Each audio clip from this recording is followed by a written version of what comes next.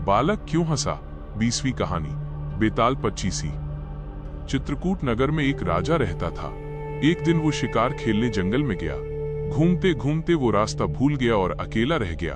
थक कर वो एक पेड़ की छाया में लेटा कि उसे एक ऋषि कन्या दिखाई दी। उसे देखकर राजा उस पर मोहित हो गया। थोड़ी देर में ऋषि स्वयं आ गए। ऋषि ने पूछा, तुम यहाँ कैसे आए हो? राजा ने कहा, मैं शिकार खेलने आया हूं। ऋषि बोले, बेटा तुम क्यों जीवों को मारकर पाप कमाते हो? राजा ने वादा किया कि मैं अब कभी शिकार नहीं खेलूंगा। खुश होकर ऋषि ने कहा, तुम्हें जो मांगना हो मांग लो। राजा ने ऋषि कन्या मांगी और ऋषि ने खुश होकर दोनों का विवाह कर दिया। राजा जब उसे लेकर चला तो रास्ते में एक भयंकर राक्षस मिला। बोला, मैं तुम्हारी रानी को खाऊंगा।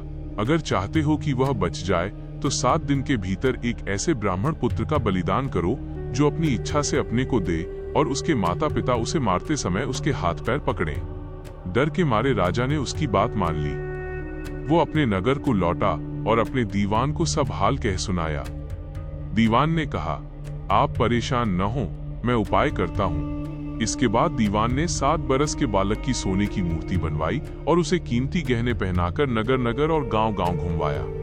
ये कहलवा दिया कि जो कोई 7 बरस का ब्राह्मण का बालक अपने को बलिदान के लिए देगा और बलिदान के समय उसके माँ बाप उसके हाथ पैर पकड़ेंगे, उसी को ये मूर्ति और 100 गांव मिलेंगे।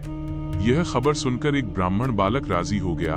उसने माँ बाप से कहा, आपको बहुत से पुत्र मिल जाएंगे। मेरे शरीर से राजा की भलाई होगी और आपकी गरीबी मिट जाएगी। माँ बाप ने मना किया, पर बालक ने हट करके उन्हें राजी कर लिया। माँ बाप बालक को लेकर राजा के पास गए। राजा उन्हें लेकर राक्षस के पास गया। राक्षस के सामने माँ बाप ने बालक के हाथ पैर पकड़े और राजा उसे तलवार से मारने को हुआ। उसी समय बालक बड़े जोर से हंस पड़ा। इतना कहकर बेताल बोला, हे राजन, ये बताओ कि वो बालक क्यों हंसा? राजा ने फौरन उत्तर दिया, इसलिए कि डर के समय हर आदमी रक्षा के लिए अपने माँ बाप को पुकारता है। माता पिता न हो तो पीड़ितों की मदद राजा करता है। राजा न कर सके तो आदमी देवता को याद करता है। पर यहाँ तो कोई भी बालक के साथ न था। माँ बाप हाथ पकड़े हुए थे। राजा तलवार लिए खड़ा था और राक्षस भक्षक हो रहा था।